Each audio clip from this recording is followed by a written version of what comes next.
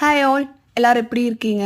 Long weekend அப்படிங்கிறதுனால ஊருக்கு வந்துட்டோங்க. மே 1 தான் வந்தோம். மே 1 ஈவினிங் தான் வந்தோம். வந்ததுக்கப்புறமா மே 2 மார்னிங்கே 7 மணிக்கே எழுந்திரிச்சு நிறைய அம்மா தோட்டம் போகலான்னு நச்ச ஆரம்பிச்சிட்டான். மாமா தண்ணி கட்டணும்னு சொல்லி முன்னாடியே போயிட்டதுனால நானும் நிறையும் கொஞ்சம் பொறுமையாக எழுந்திரிச்சு போனோங்க. சென்னையில் மண்ணிலே விளையாட விடாமல் இருக்கிறதுனால இங்கே வந்தால் நிறைக்கு மண்ணை பார்த்தா அவ்வளோ குஷி ஆயிரும்.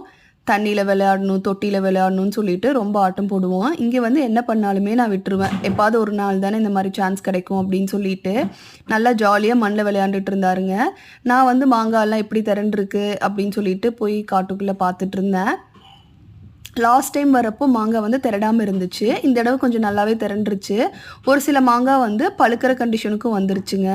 அப்புறம் கொஞ்சம் பழுத்த மாங்காயெல்லாம் வந்து கிளி கொத்தியோ இல்லை வந்து ஏதாவது வெயிட்டு தாங்காமையோ கீழே விழுந்துருச்சு. நிறைய பழுத்த மாங்காய் கீழே டெய்லியும் ஒரு 20 மாங்காய் அந்த மாதிரிலாம் கீழே விழுந்துருதுங்க. நல்ல மாங்காய் மட்டும் வீட்டுக்கு எடுத்துகிட்டு வந்துடுவாங்க. குத்தகைக்கு விட்டதுனால வந்து அவங்க தான் வந்து பறிச்சுட்டு போய்க்குவாங்க. நமக்கு அந்த வேலையெல்லாம் இல்லைங்க. நல்லா பழுத்த மாங்காய் ஒன்று இருந்திருக்கு மாட்டிருக்கு. நான் டச் பண்ண டக்குன்னு விழுந்துருச்சு. நான் பயந்துட்டேன்.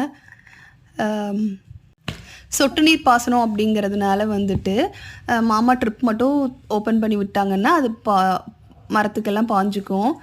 தோட்டம் வந்து பார்க்குறதுனாலவே அவ்வளோ ஹாப்பியாக இருக்குது. யாருக்கெல்லாம் இந்த மாதிரி பச்சை பசேல் இருக்கிற தோட்டம் காடெல்லாம் ரொம்ப பிடிக்கும் அப்படின்னு சொல்லுங்கள். பாய்.